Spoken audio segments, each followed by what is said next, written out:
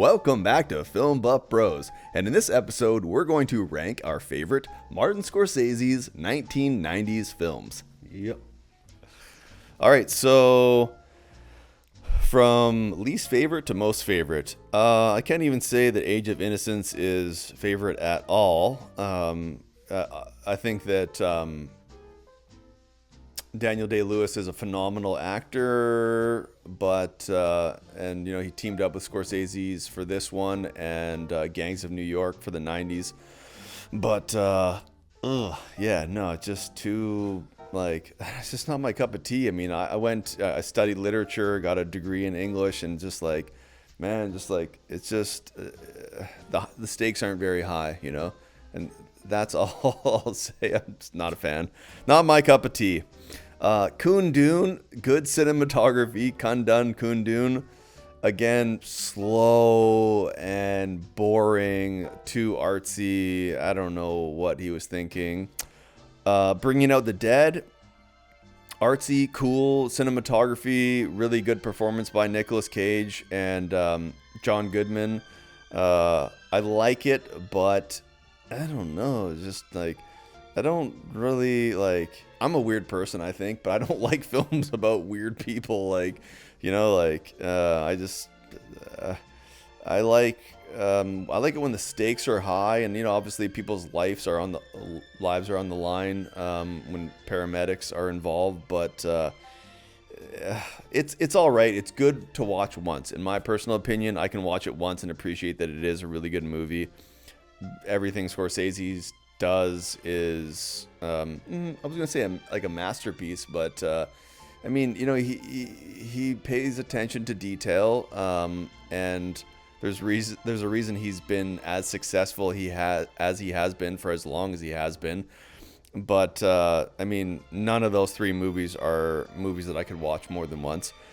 Casino is my number 3. I can watch it a lot. I think it's very rewatchable. James Woods, pathetic character, and even Albert Rothstein is his name of the character, De Niro? But he's pathetic too, you know, and him, like, you know, lusting after Sharon Stone's character so hard.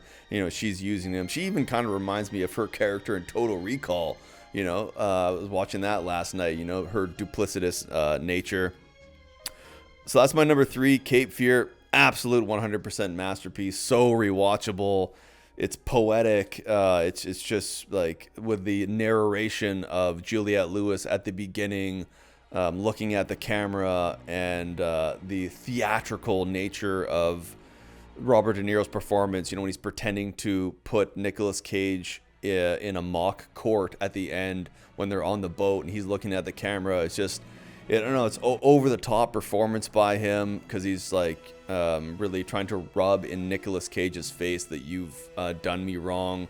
Jessica Lange, Gregory Peck, Robert Mitchum with their cameos, just utterly phenomenal, firing on all cylinders. Love that movie, and I almost want to put that as number 1, but Goodfellas is just, I don't know, almost speechless in trying to describe it. There's just so many great aspects of it, like all the cameo performances, not the cameo, the supporting roles, like the Maury guy, like, oh, I want to get paid, I want to get my cut or whatever, and the way they use music in it, like Harry Nilsson's Jump Into the Fire when the helicopter's chasing him, Layla, the latter part of the Layla song being used when all the assassinations are taking place.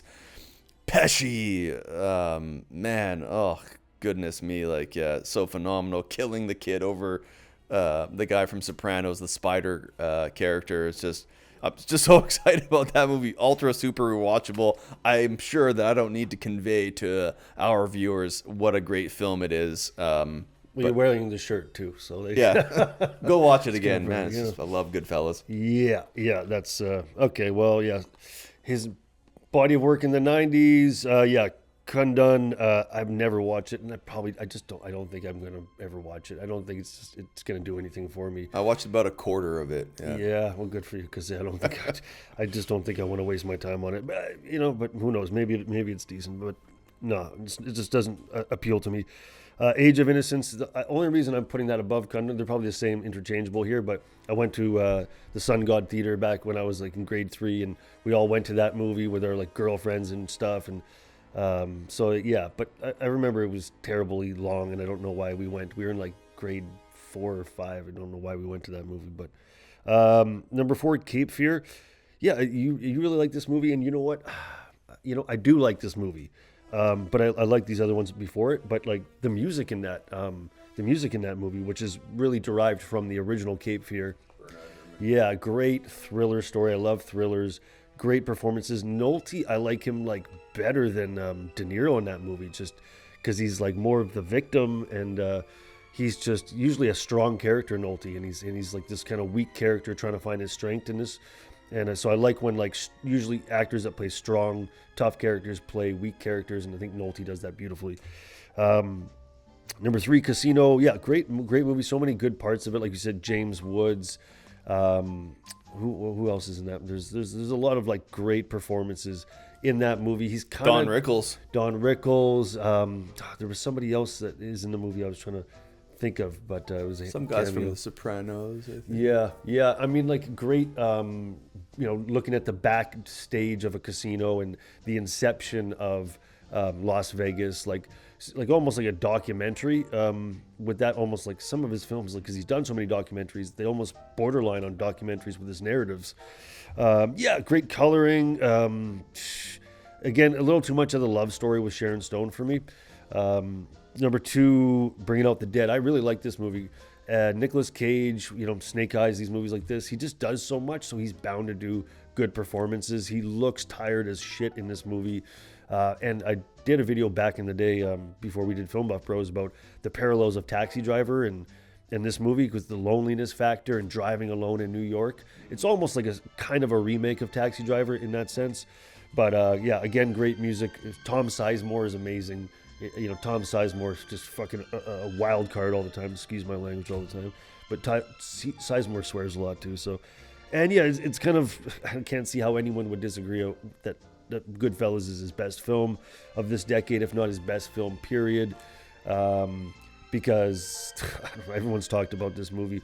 I guess what brought me along in this movie, was this energetic cinematography, energetic editing, energetic music, energetic, unpredictable performances, the whole different world you're being brought into, the world building, the unpredictability of the characters and what's going to happen in the movie, and the ending I just think is fantastic. Like I ordered spaghetti and marinara sauce and I got egg noodles and ketchup. Like, I mean, just ended so well too, start so well, very rewatchable. Like you said, encapsulated individual scenes. If you haven't seen Goodfellas, like watch that movie before you watch any other Scorsese's stuff, I would say. Yeah, it starts as like a coming of age story, and then it turns into like a very dislikable protagonist, man versus self, man versus man story. And like the rise, and like Orson Welles was Citizen Kane, the rise of the character and then the downfall of the character. Yeah. All right, that's our episode for this week. Tune in next week for another episode, and please click down below to like and subscribe, and also leave a comment and let us know what kind of movies you would like us to review in the future. All right, thank you.